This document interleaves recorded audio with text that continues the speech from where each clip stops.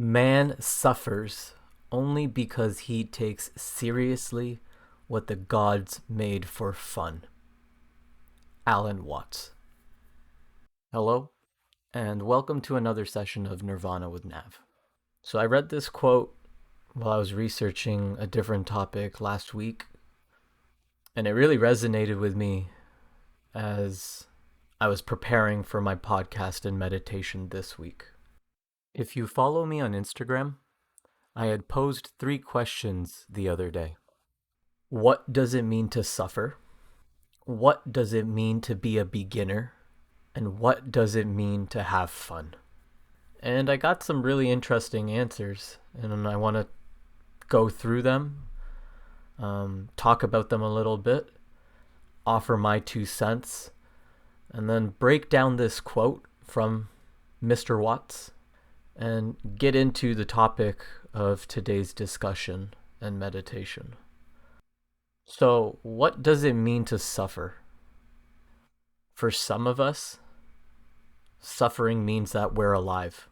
For others, suffering comes down to how we choose to perceive an experience. For others, suffering is a conscious experience of pain or distress. Suffering might be something that makes you angry or have anxiety. For others, suffering reminds them what it means to be alive. There were 2 answers that stood out to me, and I want to build on that. Suffering is the discrepancy between desired state and actual state. And another individual said that we all choose what we want to suffer for in this life. And the day you realize that, you start living. In the context of the quote that I started off the podcast with, man suffers only because he takes seriously what the gods made for fun. I believe in this context, suffering simply just means to not be okay with whatever is happening. And yeah, you could be full of anger, anxiety, regret, guilt, shame, denial. But I think at a deeper level, suffering is a mental phenomena based on how we react to a situation. Now, I know that some of the people that answered to my question are athletes. If you look at these athletes in their discipline, boxing, jiu-jitsu, MMA, whatever combat sport or whatever physical discipline it might be, visually it might look like suffering from the external side of things. But internally, is it really suffering? If they're able to embrace the discomfort that they might be feeling in the moment while practicing their discipline, does it still remain suffering? Or is it transformed into something a little bit more meaningful, something that provides purpose? Food for thought, I guess. Just not thinking too much about it, just building on. Next question was, what does it mean to be a beginner? Not having sound knowledge and skill at something. Not understanding. The embarking phase of mastery in any domain. AKA, you don't know what you don't know. To overcome the fear of starting. The courage of facing the unknown and failing. To be new to someone, something, or some experience. To be okay to be a fool and to be okay to fail or make many attempts. I think where I want to go with this question, and especially in relation to the Alan Watts quote, is around the word seriously and seriousness. Man suffers only because he takes seriously what the gods made for fun. I think too often we take things too seriously. We work too hard, we put in too much effort, and we approach things in a way that causes our body and mind to suffer. Now, in Buddhist philosophy, there's something called right effort versus wrong effort. And effort, once again, is a reflection of mental energy. right effort could be seen as being hopeful, optimistic, open, and curious, whereas the wrong effort could be seen as something judgmental, reserved, or predetermined. I think the one thing about a beginner is that a true beginner approaches something with sincerity instead of seriousness. And there's something about sincerity, that quality of being free from any pretense or any deceit. It's very wholehearted and genuine. That's quite opposite of something very serious where we try to get in our own way by putting up a filter of what's in front of us. Just to take into your daily life, when you approach something, are you taking it very seriously or are you approaching it sincerely? We'll come back to this, don't worry. And the last question was, what does it mean to have fun? Very vague, very open-ended, very subjective. But I just wanted to see what kind of answers I got, what people thought when they hear that word. And so for some, it had to do with the feeling of freeing your soul, to feel nourished and uplifted. For others, fun was play for the sake of itself, where there are no ends required to justify the act. So fun for the sake of fun. To be in the moment, to do something that stimulates your interest in life. And I really liked all these answers. When I think about fun, there's an innocence to it. It's an open enjoyment of an experience that is not forced and non-resistant in nature. And I think the main thing is that it's typically not an outcome. But herein lies the problem. Going back to that quote, man suffers only because he takes seriously what the gods made for fun. When we start to take things seriously, sometimes fun becomes forced. And if fun is forced, can you really call it fun? And so where I want to go with today's podcast and meditation is based on a Japanese Zen term called Shoshin, which translates to beginner's mind. And it refers to a paradox that we typically encounter. And that is that the more we typically know about a subject, the more likely we are to close our minds to further learning. So as soon as we think we know how to do something correctly, we stop making any changes to it because we believe it's perfect. It's good the way it is. And I feel that we live in a society where instead of a beginner's mind, most individuals try to cultivate an expert's mind. And in doing so, we completely close ourselves off to growth or improvement by getting stuck in a habitual way of thinking and doing things. And so I want to talk about beginner's mind in the context of meditation and ultimately show you how that can flow into your daily life. I think one of the most important things is to cultivate the mind of a beginner. So the common theme in the answers around what it meant to be a beginner were knowledge and understanding and skill and wisdom, trying to gain an understanding of something so that you can progress, I would say. But in the context of a beginner's mind, as knowledge and understanding root themselves in our minds, our ability to consider other options narrows. And there's this quote by Zen master, Zen monk, Zen teacher, Shunryu Suzuki. And he says, if your mind is empty, it is open to everything. In the beginner's mind, there are many possibilities, but in an expert's mind, there are few. And so the ability to cultivate a beginner's mind is a way to reverse this limiting tendency that comes with gaining access to greater knowledge and understanding. If we're able to see things fresh and see things as new, it can bring a different perspective to what we have habitualized in our lives. And it opens up a world of wonder in our everyday. Now think about, like a 5-year-old child. Sometimes they ask very straightforward and simple questions, but sometimes they'll throw in a curveball or they'll do things counterintuitive to how you would have done it.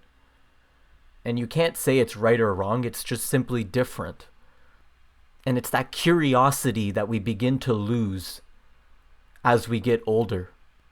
And so the qualities of a beginner's mind, if I were to break them down into 4 parts or 4 key things, a beginner's mind is a mindset in which you're free of preconceptions of how anything works, free of expectations about what will happen, filled with curiosity to understand things more deeply, and open to a world of possibilities since you don't know what is or isn't possible. Now, it's fine and dandy to say all these things, but I think it's more important to maybe figure out how to implement beginner's mind in our daily practice, whether it's in meditation or our daily life. So I'm going to go through some of these and maybe just see how they resonate with you. So one of the ways to bring our beginner's mind into action is to identify our expectations, judgments, comparisons, and potentially flip them around.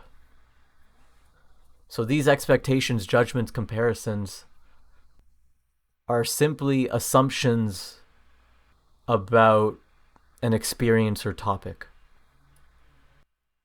And when we make such things definite in our minds, we begin to try to hold ourselves to certain standards, or in this case, expectations. But how can we know 100% that these expectations are true? So in the context of meditation, when you sit to meditate, what are your expectations? That your mind is still? That there's nothing going on inside? That you discard all your emotions? That you don't fidget or become restless? That your mind is quiet? Like, what is going on? And what would happen if the opposite happened? Judgment typically sets in, or we begin to compare to our previous meditation experiences, and then we cause a lot of inner conflict. And instead of buying into these prejudgments, you would be better off if you simply allowed yourself to go with the flow. Number 2, go slowly. The more we think we know, the more we tend to operate on autopilot. And it just comes back to that concept of getting habitualized. The more and more and more we do something, the more natural it feels to us. Instead, deliberately slow down. Force yourself to experience each step of a given activity more deeply. And the beautiful thing is, when we physically slow down our movements, our mind typically tends to follow. So once again, in the context of meditation, deliberately slowing down our breath. Not to the point where we're forcing it to slow down, but just slowing it down enough so that we can experience it for what it is. The inhale for the inhale, the exhale for the exhale. When we get lost in thought, typically, we revert to autopilot and we lose control of that breath. But if we can bring ourselves back and slow down our body and mind, we can experience that breath more fully and more deeply. 3, breaking the topic down into building blocks. So, in the context of meditation, once again, if we distill the exercise, the practice of meditation, into the simplest form, it consists of 2 things: sitting and breathing. And when we break it down into that, it's a little bit easier to be present with those 2 things. Sometimes just the word meditation throws people off.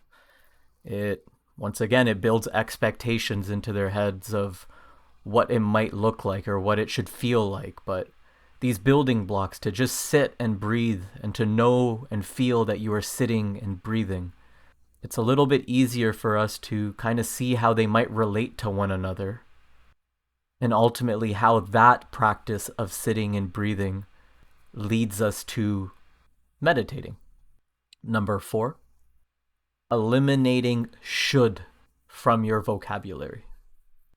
It's okay to have an intention about how something about how something will go, but resist attaching yourself to an outcome. When we let go of any expected outcome and remain open to broader possibilities, it allows us to naturally have a little bit more playfulness and fun with the practice or activity. This whole concept of should, where does it come from? Once again, it comes from our expectations, it comes from our judgments, it comes from our comparisons. And it doesn't help address what's happening in the present moment.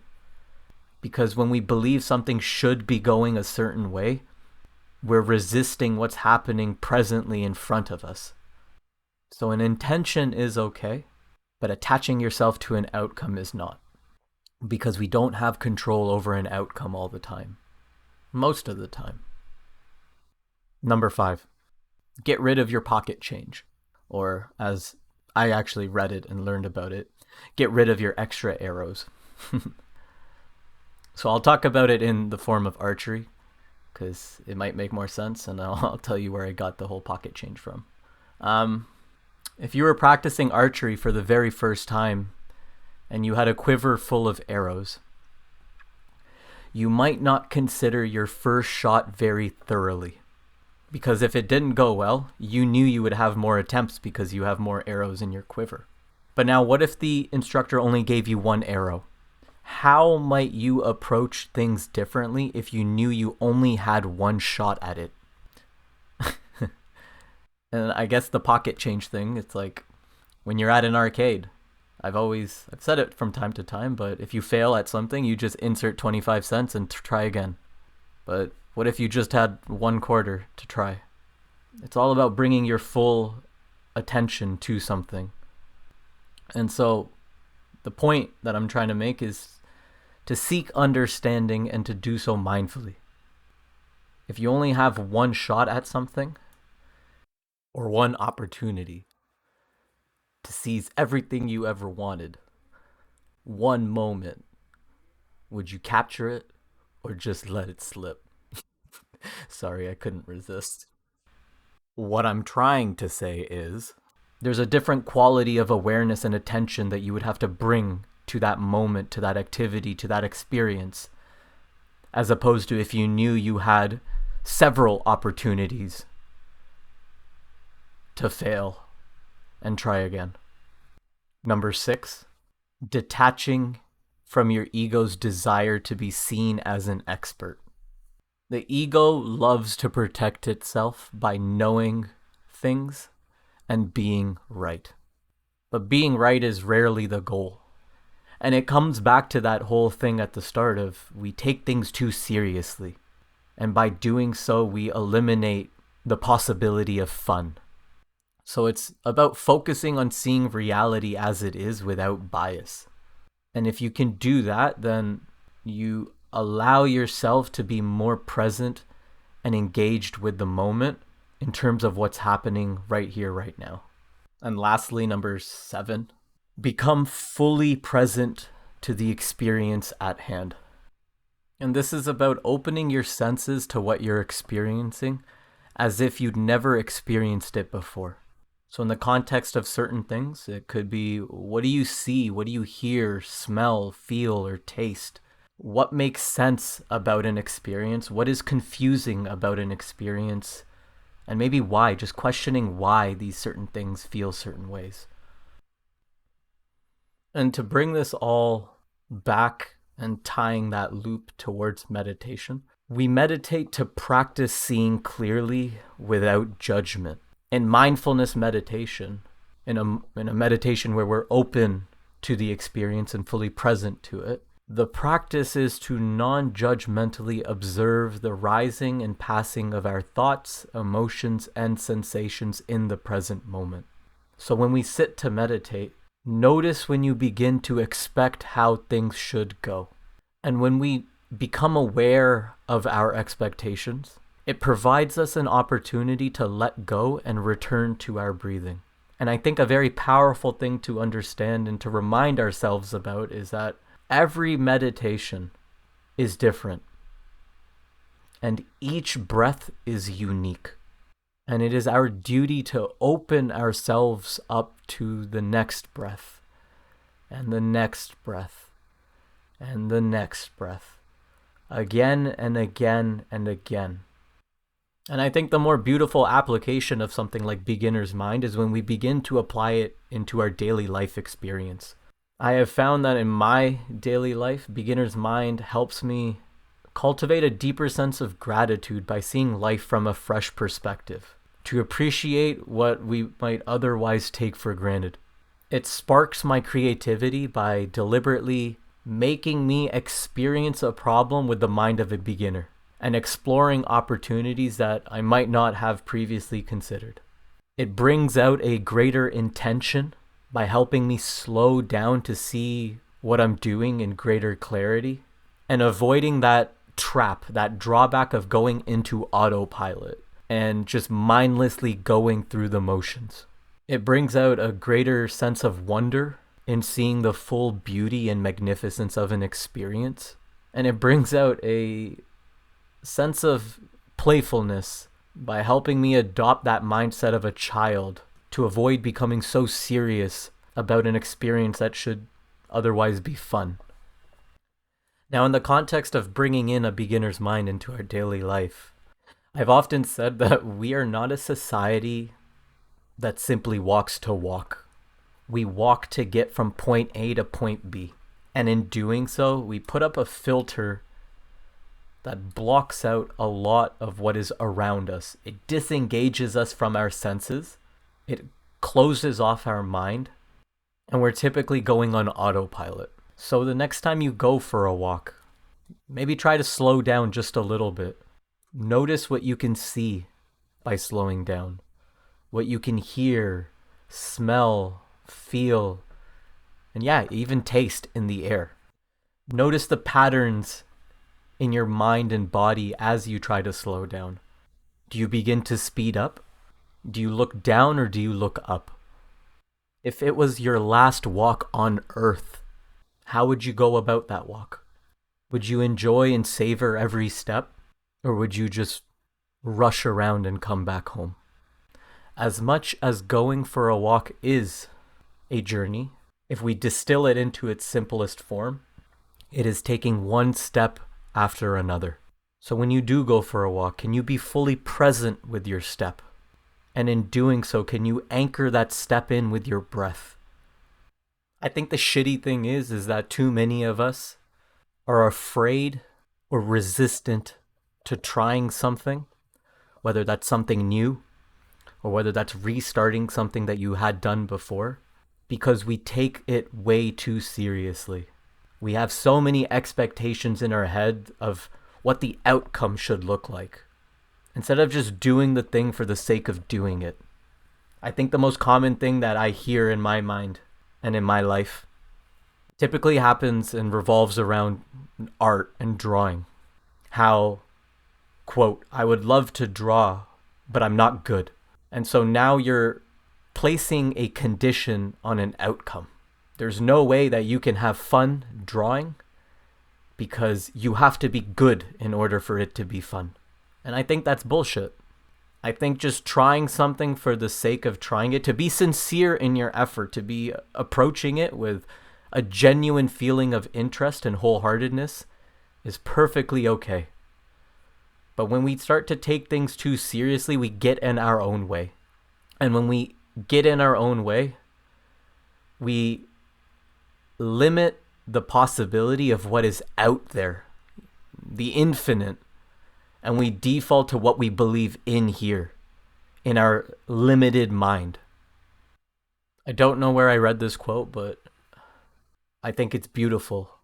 And it is that we are here for the same reason a flower is here.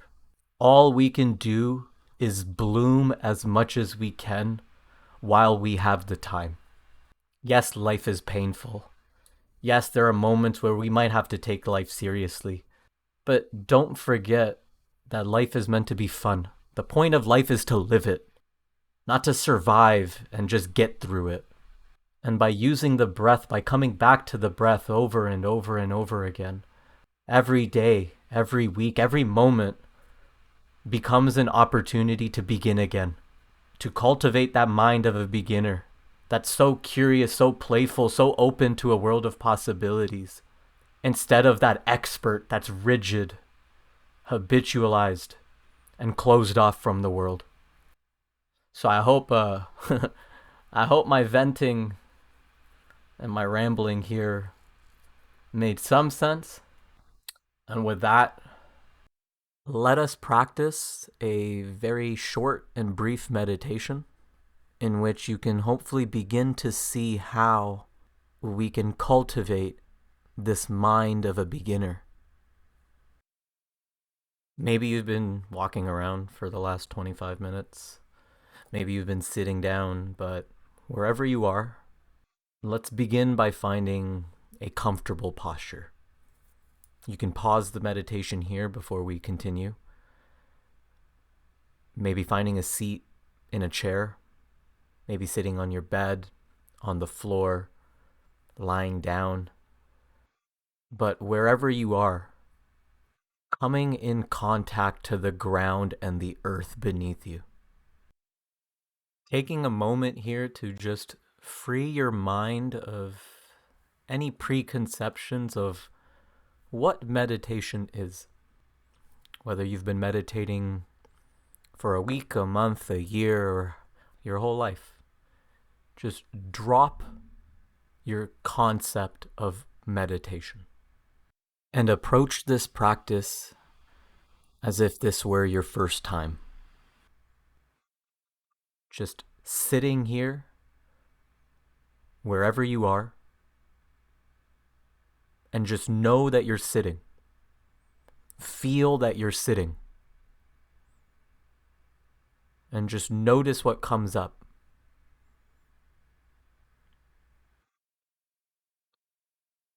Free your mind of expectations of how this practice might go. Don't worry about how it went yesterday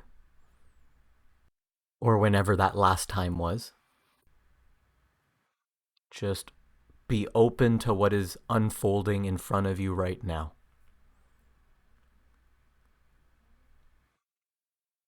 Fill yourself up with some curiosity as you sit here and you breathe. Just observe your breath. Observe it how you would a delicate little flower, or when you observe a little sleeping baby. You don't want to disturb it. You just look at it with a sense of appreciation and preciousness.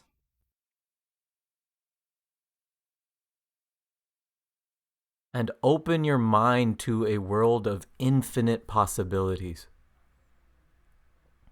Although we are here and sitting and just breathing,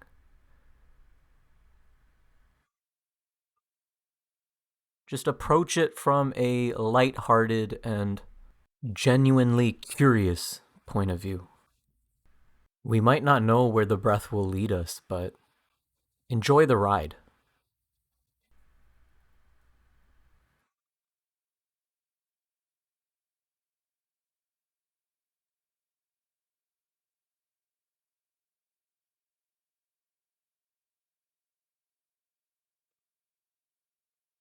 And maybe just beginning to connect with your body here. And if it feels comfortable for you, maybe you can soften your gaze or even close your eyes, bringing some gentle awareness to your posture and how you're sitting, finding a sense of comfort and ease, not forcing yourself into this seat, but feeling relaxed and calm.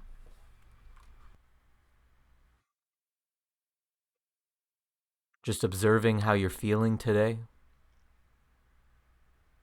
Maybe it's the first time you've checked in with yourself all day.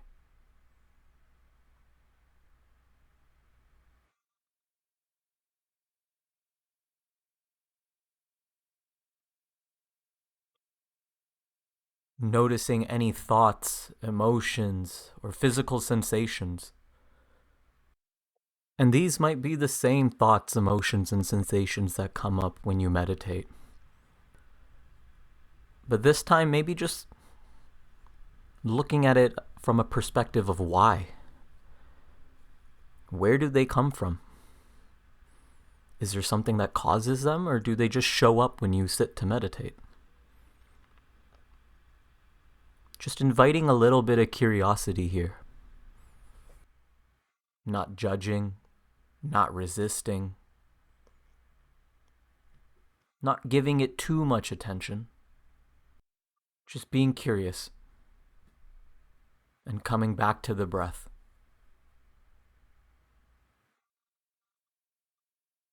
And as you come back to your breathing, can you begin to bring a little bit more awareness to the quality of your breath? As you inhale, can you feel your body expand? As you exhale, can you feel your body soften? Just take a few moments to really connect with the rhythm of your breathing. Breathing in, breathing out, and trying to find some enjoyment in this very simple task. Maybe even inviting a half smile across your face. Just allowing yourself to be at ease, to not take this too seriously.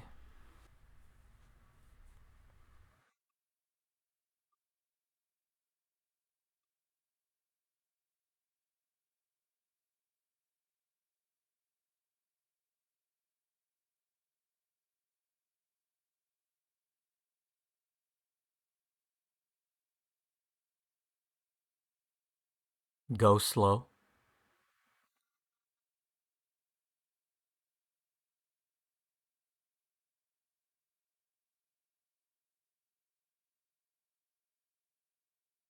How does it feel to just sit and breathe?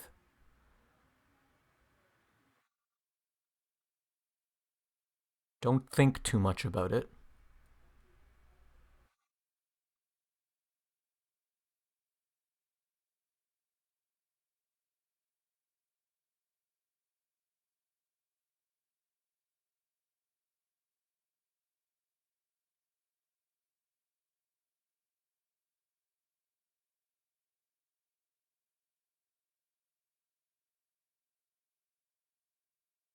And as you sit, thoughts will come up.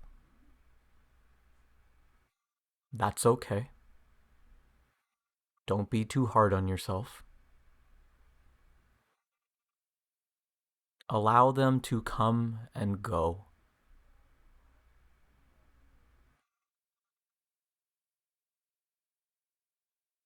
Cultivate that space of stillness.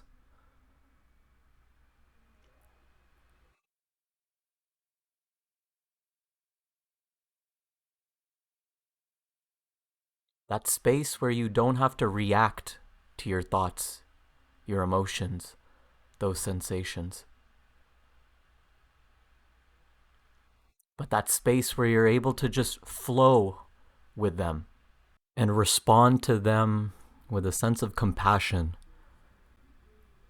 by letting them go and honoring yourself by coming back to the breath.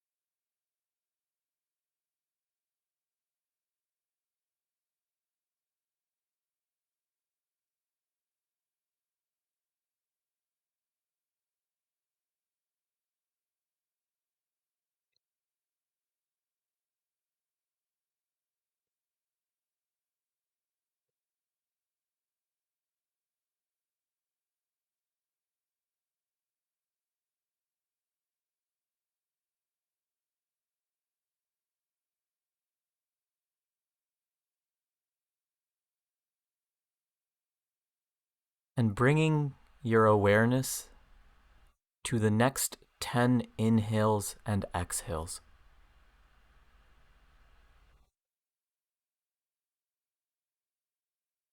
If these were the last 10 breaths you ever had, how would you connect with them?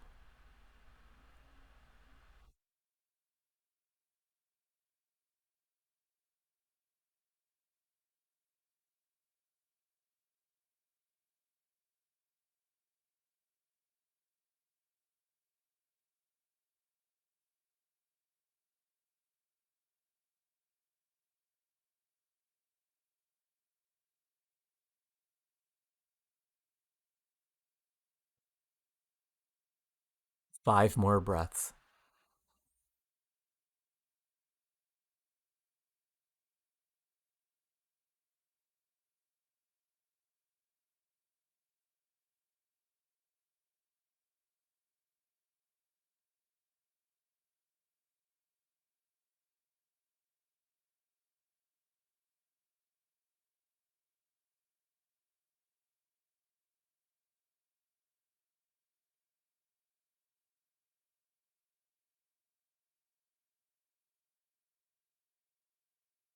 And on your next breath in, just bringing your awareness back into the environment that you're in, coming back into your body.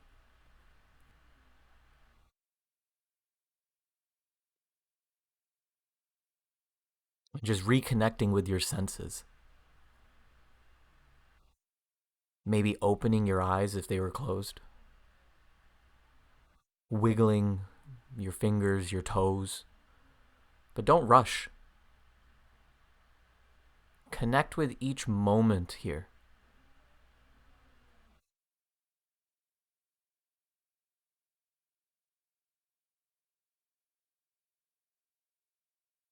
And as you finish this meditation and you move throughout your day, just coming back to that concept of beginner's mind.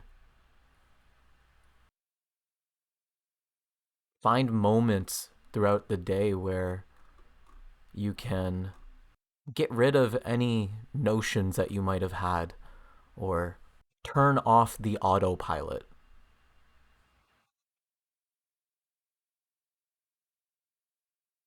And see how you can bring a fresh perspective to your old eyes. How you can open up a world of intrigue and possibility and realize that every week, every day, every moment is an opportunity to begin again.